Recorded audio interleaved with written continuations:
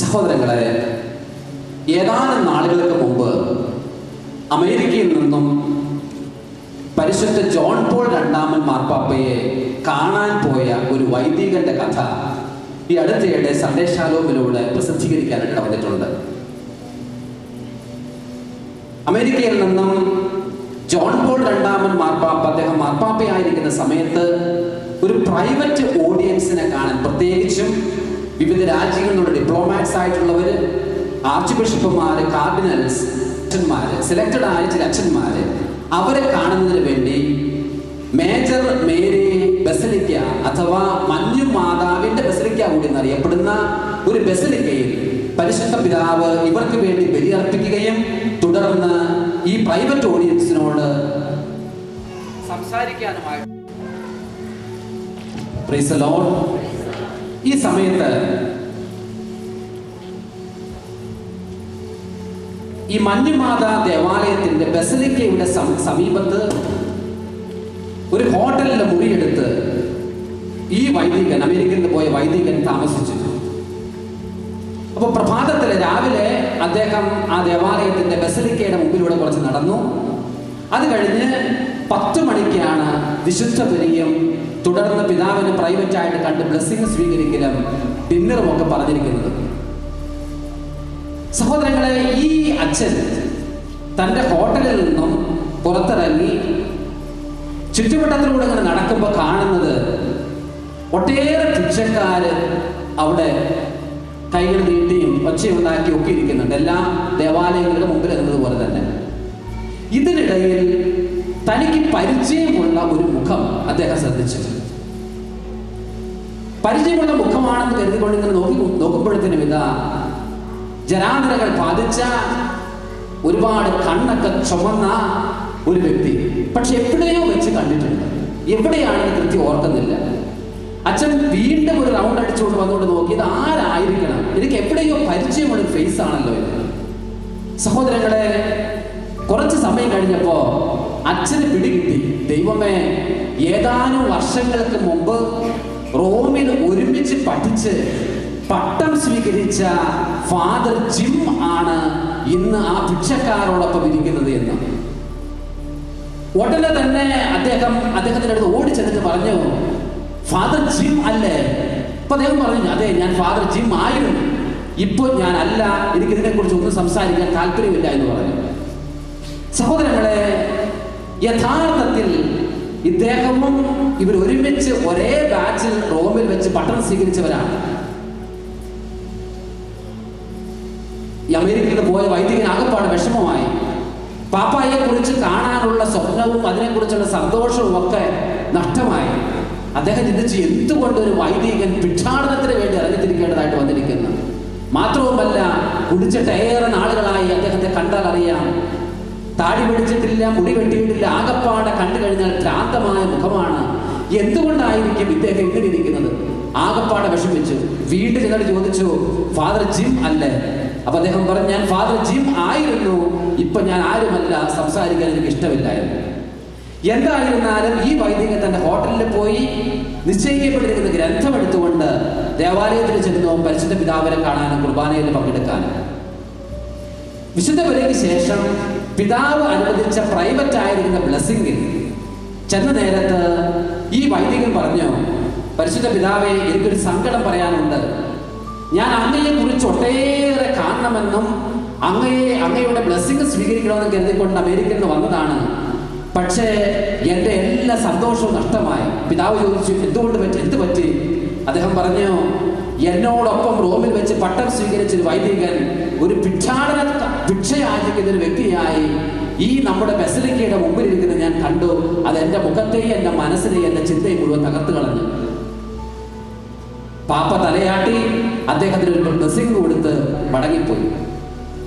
സഹോദരങ്ങളെ, കുറച്ച് സമയം കഴിഞ്ഞപ്പോ പാപ്പ ജോൺ പോൾ രണ്ടാമൻ മാർപ്പാപ്പ തന്റെ സെക്രട്ടറിയെ വിളിച്ച് 2 കൂപ്പണുകൾ ഈ വൈദികന് വേണ്ടി കൊടുത്തു. ഡിന്നറിനുള്ള കൂപ്പണുകളായിരുന്നു അത്. കാരണം പ്രത്യേകം സെലക്റ്റഡ് ആയിരിക്കുന്ന വ്യക്തികൾക്ക് മാത്രമേ ഡിന്നറിൽ പങ്കെടുക്കാൻ പറ്റുള്ളൂ എന്ന് ഞാൻ പറഞ്ഞല്ലോ. 2 കൂപ്പണുകൾ കൊടുത്തു. ഒന്ന് ഫാദർ ഈ പോയ വൈദികനും രണ്ടാമത് ഭിക്ഷയാചിക്കുന്നു എന്ന് പറഞ്ഞുകൊണ്ട് അങ്ങ് പരിചയപ്പെടുത്തിയ ഫാദർ ജിമ്മിന് വേണ്ടിയിട്ടുള്ളതാണ്. പോപ്പ് വിളിക്കുന്നു എന്ന് പറഞ്ഞുകൊണ്ട് ചെല്ലണം, അദ്ദേഹത്തെ ഡിന്നറിനെ ക്ഷണിക്കണമെന്ന്. സഹോദരങ്ങളെ, ഇത് സ്വീകരിച്ചുകൊണ്ട് ഈ വൈദികൻ വേഗം പോവുകയാണ്. അപ്പൊ നോക്കിയപ്പോ ഏതാണ്ട് ഉച്ച കഴിഞ്ഞ സമയമായതുകൊണ്ട് ഭിക്ഷാടനത്തിൽ ഏർപ്പെട്ടിരിക്കുന്ന വ്യക്തികളൊക്കെ അവരുടെ താവളങ്ങളിലേക്ക് മടങ്ങിപ്പോകുന്ന സമയമായി. ഓടി ചെന്നുകൊണ്ട് വൈദികൻ വിളിച്ചു, father Jim, John Paul second നമ്മളെ പ്രത്യേകമായ ഡിന്നറിനെ ക്ഷണിച്ചിട്ടുണ്ട്. ഒരു സെപ്പറേറ്റ് ആയ കൂപ്പൺ കൂടി അങ്ങേക്ക് വേണ്ടി തന്നിട്ടുണ്ട്. ഒരെണ്ണം എനിക്കും ഒരെണ്ണം അങ്ങേക്കും. അതുകൊണ്ട് യു മസ്റ്റ് കം. നമ്മൾ ഒരുമിച്ച് പോകണം, നമ്മൾ ഒരുമിച്ച് പോയി ഡിന്നറിന് പങ്കെടുക്കണം.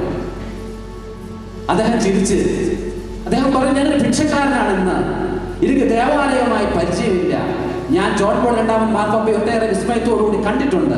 പക്ഷേ ഇന്ന് ഇത്തരം സർവീസുകളിൽ ഒന്നും എനിക്ക് താല്പര്യമില്ല എന്ന് പറഞ്ഞു. സഹോദരങ്ങൾ, നിരാശ കൊണ്ട്, ദുഃഖം കൊണ്ട് മനസ്സ് മുഴുവൻ തകർന്നു പോയ ഈ ഫാദർ ജിമ്മിന്റെ പിന്നാലെ വൈദികൻ ചെല്ലുകയാണ്. എന്നിട്ട് പറഞ്ഞു, അപ്പം വൈദികൻ ഫാദർ ജിമ്മ് പറഞ്ഞു, ഞാൻ കുളിച്ചിട്ടേറെ നാളുകളായി, വസ്ത്രം എനിക്ക് ധരിക്കാനായിട്ടില്ല. അപ്പൊ അദ്ദേഹം പറഞ്ഞു, സാരമില്ല, ഞാനൊരു മുറി എടുത്തിട്ടുണ്ട്, അവിടേക്ക് വരിക, അവിടെ വന്ന് കുളിച്ച് താടിയൊക്കെ വെട്ടി മുടിയൊക്കെ ഒന്ന് ഒതുക്കി വെച്ച് ഞാൻ തരുന്നൊരു ഡ്രസ്സ് ധരിച്ചിട്ട് നമുക്ക് ഒരുമിച്ച് ഭക്ഷണത്തിന് പോകാം.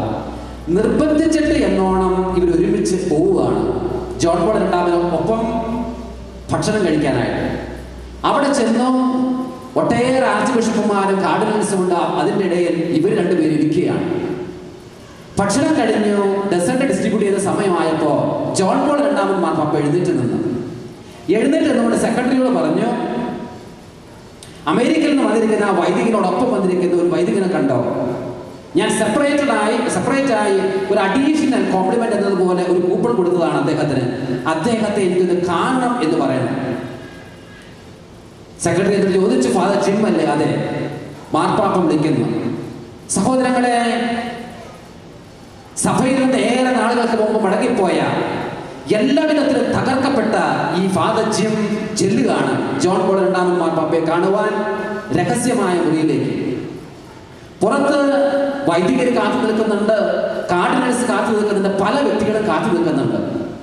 എന്നാൽ ഈ വൈദികനും മാർപ്പാപ്പയും മടങ്ങി വരുന്നില്ല. 10 മിനിറ്റ് കഴിഞ്ഞ്, 15 മിനിറ്റ് കഴിഞ്ഞ്, 20 25 30 മിനിറ്റ് കഴിഞ്ഞപ്പോ നിറഞ്ഞ കണ്ണുകളോടുകൂടി ഫാദർ ജിം മാർപ്പാപ്പയുടെ മുറിയിൽ നിന്ന് പുറത്തേക്ക് വരുന്നു. സുഹൃത്തായ വൈദികൻ കൊണ്ടുപോയ വൈദികൻ ചോദിച്ചു, എന്ത് പറ്റി? ഇത്രയും സമയം 30 മിനിറ്റ് ഒക്കെ ഒരു പോപ്പിനോട് സംസാരിച്ച്, പ്രത്യേകിച്ച് ജോൺ പോൾ രണ്ടാമൻ മാർപ്പാപ്പയോട് മാർപ്പാപ്പയോട് സംസാരിച്ച് സമയം ചെലവിടാനും ഇത്രയേറെ കരയാനും ഒക്കെ ഉള്ള അവസരം എങ്ങനെ കിട്ടി എന്ന് ചോദിച്ചു. സഹോദരങ്ങളെ, ഫാദർ ജിം തന്റെ കാര്യം പറഞ്ഞു, എന്താണ് സംഭവിച്ചതെന്ന്.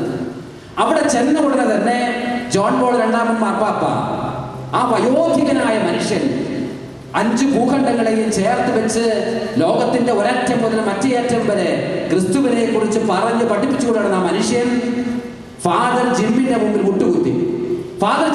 മുട്ടുകുത്തിക്കൊണ്ട് പറഞ്ഞു, എനിക്ക് കൺഫഷൻ നടത്തണം, എനിക്ക് കുമ്പസാരിക്കണം എന്ന് പറഞ്ഞ എല്ലാവരും പ്രൈസ് ദി ലോർഡ്, എനിക്ക് കുമ്പസാരിക്കണം എന്ന് പറഞ്ഞു. അപ്പൊ ഫാദർ ജിം പറഞ്ഞു, എന്റെ സഭയിൽ നിന്ന് എനിക്ക് വിലക്ക് നിശ്ചയിച്ചിരിക്കുകയാണ്. ഞാൻ നാളുകൾക്കൊന്നും ഒരു പുരോഹിതനായിരുന്നു, ഇപ്പൊ ഞാനൊരു പുരോഹിതനല്ല. മാർപ്പാപ്പ എഴുന്നേറ്റ് വന്നുകൊണ്ട് പറഞ്ഞു, റോമിലെ മെത്രാൻ എന്നുള്ള നിലയിലും ക്രിസ്തുവിന്റെ വികാരി എന്നുള്ള നിലയിലും നിന്റെ മേൽ വെച്ചിരിക്കുന്ന എല്ലാ നിയന്ത്രണങ്ങളും ഞാൻ ബന്ധിക്കുന്നു. നിനക്ക് ഇനി പരിപൂർണമായ പൗരോഹിത്യ ശുശ്രൂഷയിൽ ഏർപ്പെടാം. ഒരിക്കൽ വൈദിക പട്ടം സ്വീകരിച്ചാൽ പിന്നെ അത് കാലത്തേക്കുമായിട്ടാണ്. അതുകൊണ്ട് നിന്റെ മേലുള്ള എല്ലാ നിയന്ത്രണവും ഞാൻ മാറ്റിയിരിക്കുന്നു എന്ന് പറഞ്ഞു. വീണ്ടും മാർപ്പാപ്പ മുട്ടുകുത്തി 15 മിനിറ്റ് സമയത്തോളം ഫാദർ ജിമ്മിന്റെ മുമ്പിൽ കുമ്പസാരിച്ചു. ഇത് കഴിഞ്ഞപ്പോ ഏറെ കരഞ്ഞും വിഷമത്തോടു കൂടി ഫാദർ ജിം മടക്കി പറഞ്ഞു, പിതാവേ, എനിക്കുമൊന്ന് കുമ്പസാരിക്കണം. അങ്ങനെ ഈ ഫാദർ ജോൺ പോൾ രണ്ടാമൻ മാർപ്പാപ്പയുടെ മുമ്പിൽ തുടർന്ന് വന്ന 15 20 മിനിറ്റ് സമയം കുമ്പസാരിച്ചു. സഹോദരങ്ങളെ, നഷ്ടധൈര്യനായിരുന്ന വൈദികൻ, തന്റെ ജീവിതത്തിൽ സകലതും തകർക്കപ്പെട്ട വൈദികൻ, തന്റെ ഭൂതകാലം ഗതകാലം മുഴുവൻ മോശമായിട്ടും ആ പരിശുദ്ധ പിതാവിന്റെ മുമ്പിൽ മുട്ടുകുത്തി നഷ്ടകാലം മുഴുവൻ, നഷ്ടപ്പെട്ടത് മുഴുവൻ കർത്താവിന്റെ മുമ്പിൽ നിന്ന് ഏറ്റെടുക്കുന്ന, ഏറ്റുവാങ്ങുന്ന സമയമായത് മാറി. ഒരു കരമുയർത്തി പറഞ്ഞ എല്ലാവരും praise the Lord, hallelujah, hallelujah. ഞാനിപ്പോൾ പറഞ്ഞ ഈ പ്രഭാഷണം ഏറ്റവും അധികം അമേരിക്കയിലാണ് പ്രസംഗിക്കപ്പെടുന്ന ഈ സംഭവം. പ്രത്യേകിച്ചും മെത്തോഡിസ്റ്റ് സഭയിൽ നിന്ന് കത്തോലിക്ക വിശ്വാസത്തിലേക്ക് കടന്നു വന്ന സ്കോട്ട് ഹാനാണ് ഈ പ്രഭാഷണം ഏറെ അധികമായി ഇംഗ്ലീഷ് ചർച്ചുകളിലൊക്കെ പറയപ്പെടുന്നത്. ഒന്ന് പറഞ്ഞ എല്ലാവരും പ്രൈസ് ദി ലോർഡ്, ഹല്ലേലൂയ. സഹോദരങ്ങളെ, യേശുവിൽ എനിക്കും നിങ്ങൾക്കും പ്രത്യാശയുണ്ട്. യേശുവിൽ എനിക്കും നിങ്ങൾക്കും പ്രത്യാശയുണ്ട്. നമുക്കറിയാം, ക്രിസ്തു ജനിച്ചപ്പോൾ എന്താണ് പറയപ്പെട്ടത്? സകല ജനങ്ങൾക്കും വേണ്ടിയുള്ള ഒരു സദ്വാർത്ത ഞാൻ നിങ്ങളെ അറിയിക്കുന്നു, നിങ്ങൾക്ക് വേണ്ടി ഒരു രക്ഷകൻ പിറന്നിരിക്കുന്നു. സഹോദരങ്ങളെ, ഈശോ എന്റെയും നിങ്ങളുടെയും രക്ഷകനായി കടന്നു വരുന്നു എന്നുള്ളതാണ് എന്റെയും നിങ്ങളുടെയും ജീവിതത്തെ ബലപ്പെടുത്തുന്നത്. ഒന്ന് പറഞ്ഞ എല്ലാവരും ഹല്ലേലൂയ, ഹല്ലേലൂയ. അതുകൊണ്ട് ഞാനും നിങ്ങളും ഏതെല്ലാം പാതയിലൂടെ സഞ്ചരിച്ചിട്ടുണ്ടോ? നമ്മൾ രാവിലെ കണ്ടു, എൻ്റെ കഴിഞ്ഞ കാലത്തെ വിശുദ്ധീകരിക്കാൻ കഴിവില്ലാത്ത പാവപ്പെട്ട വ്യക്തിയാണ് ഞാൻ. എൻ്റെ കഴിഞ്ഞ കാലത്തിൻ്റെ പേരിൽ എനിക്ക് ഒന്നും ചെയ്യാൻ കഴിയില്ല. എന്നാൽ എൻ്റെ കഴിഞ്ഞകാല ജീവിതത്തെ മുഴുവൻ വിശുദ്ധീകരിക്കാൻ കഴിവുള്ള ഒരു ദൈവം നമുക്കുണ്ട്. ഇതാണ് ക്രൈസ്തവരുടെ ബലമെന്ന് പറയുന്നത്. വിശ്വാസിയുടെ ബലമെന്ന് പറയുന്നത് കഴിഞ്ഞ കാലത്തെ വിശുദ്ധീകരിക്കാൻ കഴിവുള്ള ഒരു ദൈവം അവന്റെ കൂട്ടത്തിലുണ്ട് എന്നുള്ളതാണ്. അത് പറഞ്ഞ എല്ലാവരും ഹല്ലേലൂയ. യേശുവേ നന്ദി, യേശുവേ സ്തോത്രം.